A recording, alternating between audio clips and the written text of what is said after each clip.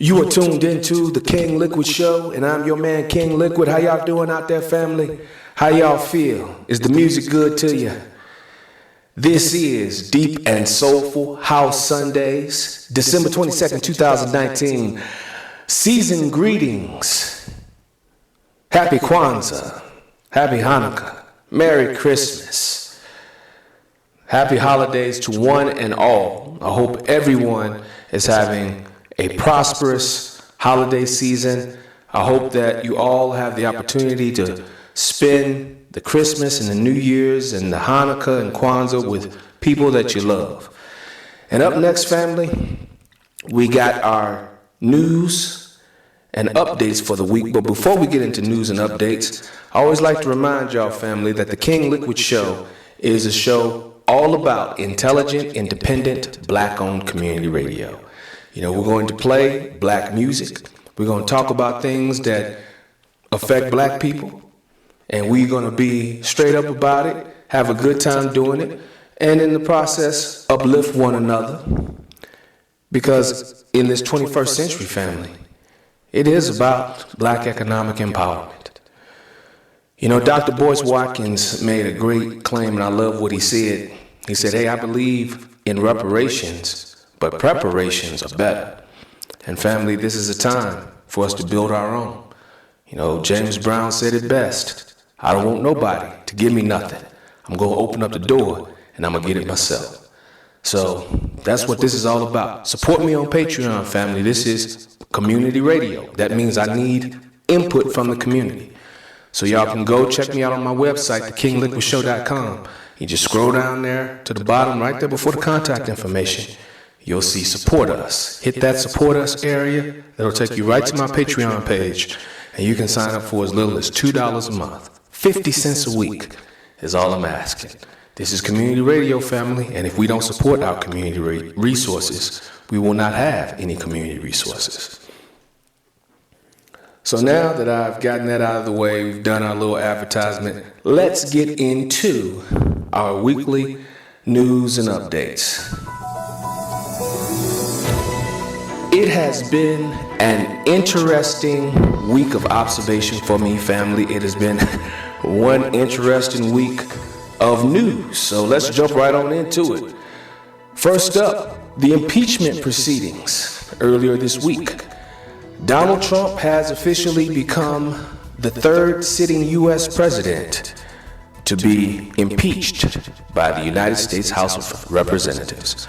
So the impeachment that happened earlier this week, everyone knows that Donald Trump is still the president of the United States, which ultimately means for some folks on the left, they were like, well, wait a minute, because they didn't understand the process here in the for the U.S. government. But they're like, wait a minute, Trump hasn't been removed. He won't be removed until the articles of impeachment are sent over to the Senate. So a crash course real quick in less than 30 seconds on the impeachment process of the United States of America. The way it works is like this. The United States House of Senate, the United States House of Representatives, they will draw articles of impeachment. Congress, which is the Senate and the House, this is the body that is responsible for starting up an impeachment, and they are the ones that can impeach the president. Back to House of Representatives. They start the articles of impeachment. They get it rolling in place.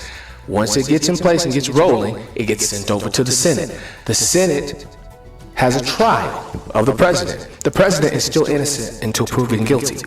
That trial goes through. Based on that trial, the Senate makes the final say-so for the removal of the president. With that said, and now that we're all on the same page, let's move forward. The U.S. House of Representatives has impeached the president. However, Nancy Pelosi has hesitated in identifying who will be prosecuting the president in the Senate trial. And no date has been set forth. There's been this vague response by the Democrats to say, hey, we want to have someone that we think is trustworthy. Right. Okay. I mean, this is the same party that sabotaged Bernie Sanders. You guys want someone that's trustworthy. Okay. Anyway, Fam, there's a whole lot of news that's been out about this. I don't know if y'all have been saturated enough about the impeachment proceedings, but I'm going to just sum it up like this, family. It is bullshit. It's bullshit. It's bullshit. And there's a million other things I could get into behind this impeachment stuff, but it's a flim flam. It's a sham. So the Democrats, to me, really, and when I get into the King's Decree later on, this really shows their weakness and get rid of Trump at any and all costs. But yes. Next topic. Mass graves found in Tulsa, Oklahoma this past week. These mass graves were associated to the Greenwood Archer Pine area in what was formerly known as, or what we today refer to as, Black Wall Street. Based on the findings, they have had experts come in and take a look at the remains, and they've dated these remains back to around 1919, 1920, 1921 time frame.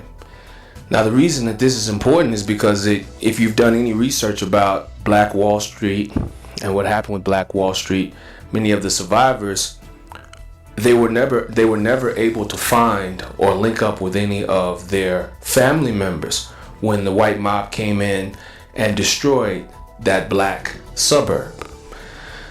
So, further evidence that Black Wall Street did exist, further evidence that here we have a black town, a black suburb that at the time would have been worth approximately anywhere from 30 to 50 billion dollars in our money today.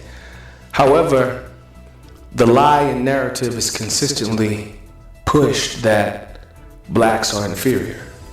And then think of it from this perspective, family.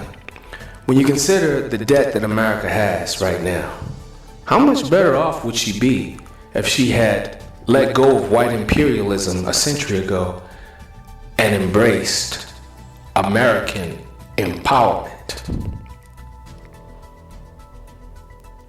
Liberty, freedom, and prosperity for all. This is why I always say, white imperialism is expensive. If you're not familiar with Black Wall Street, Google Black Wall Street, Tulsa Race Massacre. Google it. Next topic. This past week, we also had the Democrat debates. And on my upcoming King's Decree, I'm going to really delve into what's going on with the Democrat Party from a larger perspective. But right now, let's just focus on these debates. Family, my assessment of the debates was...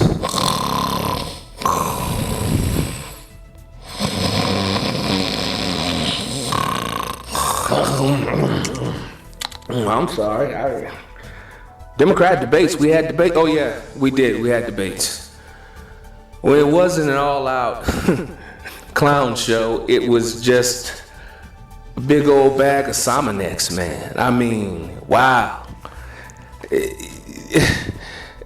When it came to Andrew Yang, for example, Andrew Yang is supposed to be the representative for people of color, as they say. All right.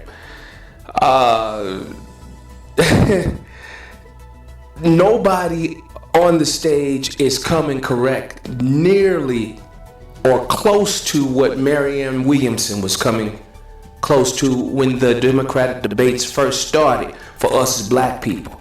Marianne Williamson had a plan with a negotiable amount, or an amount that, hey, at least we got a floor that we can start negotiating from. All right?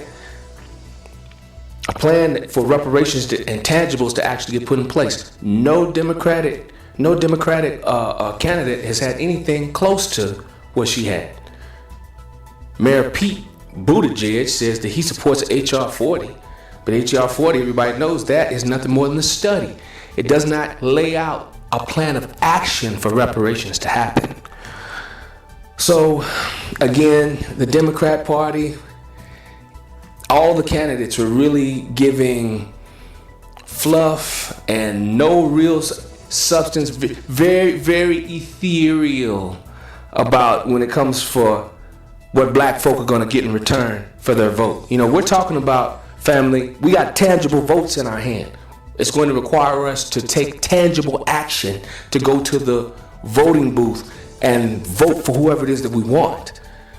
Do you want to vote for somebody that's giving you ethereal commentary and ambiguous, nothing specific or concrete?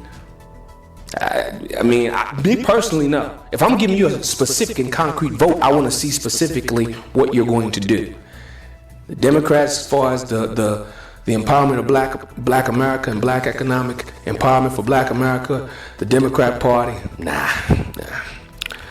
And then some of these other issues they talked about, family, bottom line, it's no holds barred, get rid of Donald Trump. That's what I saw. I didn't see nothing. You know, Joe Biden is stumbling and bumbling as usual. Amy Klobuchar, what's her name? Yeah, Amy Klobuchar. I heard a funny nickname for her, Amy Crowbar Jaw. Boy. Now, if y'all don't know nothing about her, go and check out her history and how she treated black people there in Minnesota, in Minneapolis. Everybody knows about what Kamala Harris was doing, but Amy Klobuchar, boy, her treatment of black folk, oh man. Google it, family, Google it. Google's your friend. Get out there and start researching about some of this stuff. Start looking at Amy Klobuchar. What is her interaction with the black community? Same thing with Pete Buttigieg. So bottom line, the Democrats had their debates. I thought it was a flim-flam, a whole lot of hot air with a whole lot of nothing solid or concrete from what I could tell. They did have some good things, like I have to point out Andrew Yang, he actually mentioned about a thorium reactor. I was like, yes. Now, some of y'all may not know, I do study multiple aspects, and thorium is a power source that provides you with nuclear capable energy without all of the bad effects, like toxic waste and nuclear radiation that's going to be hanging around for 150,000 years. So that was something that's good, but nah, I don't see it. I know, yeah, $1,000 a month. Some of y'all may be saying, well, Andrew Yang, he hollering about $1,000 a month, dog. $1,000 a month. Yeah, man. Yeah, $1,000 a month is a car payment and insurance. $1,000 a month does not close the racial wealth gap, and if it does, show me how. Show me some numbers how it does. And if you can show me some numbers, some feasible numbers as to one, how they do it, and then two, make it where everybody can get on board for as far as black economic empowerment and the racial wealth gap gets closed, cool. I'll be all for it. Next topic on the news here. My man Tom Joyner of the Tom Joyner Morning Show. And for some of y'all that don't remember Tom Joyner, those of us in the black community, we know about Tom Joyner. Tom Joyner has been a stalwart in black radio around America for almost close to 50 years, if not 50 years. Tom Joyner has been doing his morning show. I know right now, as I'm talking about Tom Joyner, y'all know what I hear in my head right now? Oh, it's the Tom Joyner Morning Show. Now y'all know about that. Y'all who grew up with that, y'all heard that in your mama's house, in grandma's house, in auntie's house, over at uncle's house, Saturday morning, Friday morning at the barber shop. Oh yes, Tom Joyner has stepped down and he's retired. And I want to say that Tom Joyner was one of the inspirations for me when it came to radio.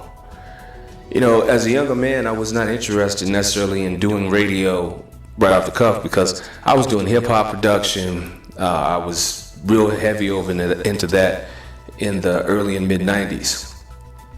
But as I've gotten older, I looked at Tom Joyner and I'm like, hey, this guy's an inspiration based on the impact and whatnot as far as who he's contacted and the folks that he's dealt with, because he's had millions of black people. But now, gotta make a criticism of Tom Joyner. In all of those years, how many black radio empires has Tom Joyner built?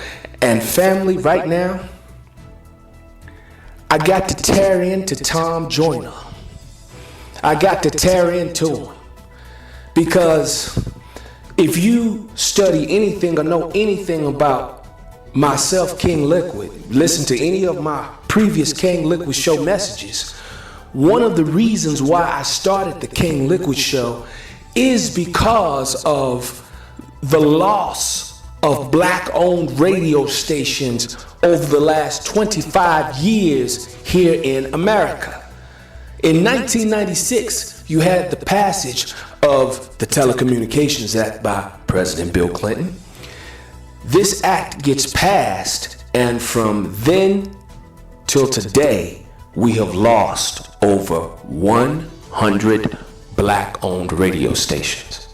The reason why this is important, family, is because those black-owned radio stations most likely had 75% plus black employment. So think about how many black people were kicked out of both black radio and black media. Okay? Think about who gets to control the narrative. And also back to Brother Tom Joyner.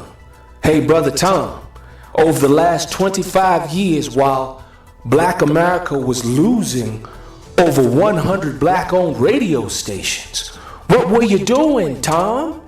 You had millions of black people that were interested in tuning in and being loyal to the Tom Joyner Morning Show.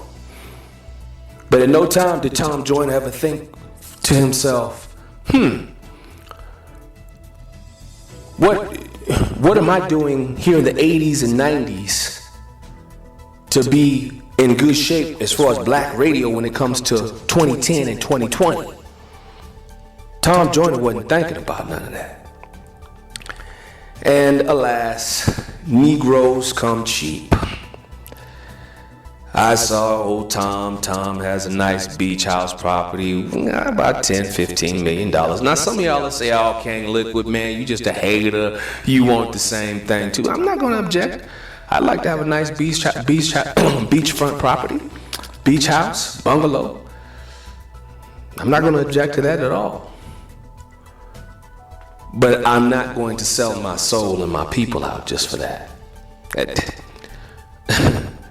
I can have a nice place to live like that without flushing the community down the toilet, without being greedy. Now I'm going to point out Tom Joyner did raise millions of dollars for the HBCUs, tens of millions. But family, look at the HBCUs and look at the average black community across America. What have the HBCUs done when it comes to black economic empowerment around America? I'm just calling a spade. Some of y'all will say, King LiKuiD, man, you cutting it harsh, man. You look, family, by 2050, black America is projected to have zero wealth. Just being real with y'all.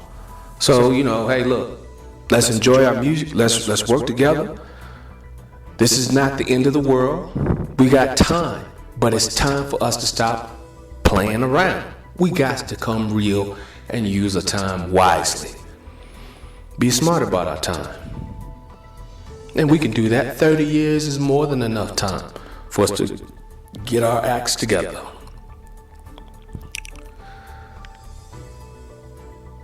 And it's up to us.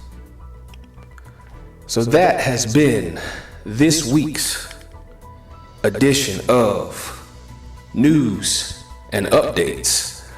I know the news and updates was a little long this week, family, but I really wanted to make sure that I hit on that Democrat debate and the impeachment proceedings here. It's just kind of nutsville, but I think that we're going to be getting through this. I don't think this stuff is going to work out. It is what it is. This is one of the reasons why the King LiKuiD Show is here, because despite all of this, family, you know what we got that keeps us sane? We got deep and soulful house music. And despite what's going on with the politics, despite what's going on in Washington, all right, I'm wishing all of you a blessed and prosperous holiday season.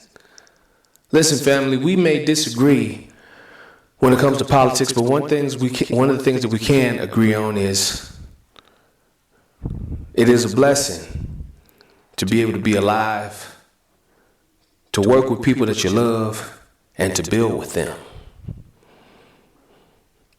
And hopefully this show is a conduit to making that happen. So let's get back to the music. Let's get back to the grooves. Enough newsing and updating and philosophizing. Let's get back to shaking our booties a little bit. I gave you a little something to stimulate your mind. Now it's time to give you something to move your behind. So up next, we'll get back into some deep and soulful house. Let's see what I got up my sleeve here. Make sure y'all stay right here. Appreciate all y'all's love and support. Without any further ado, let's get back to the music. I am your man, King LiKuiD. This is the King LiKuiD Show.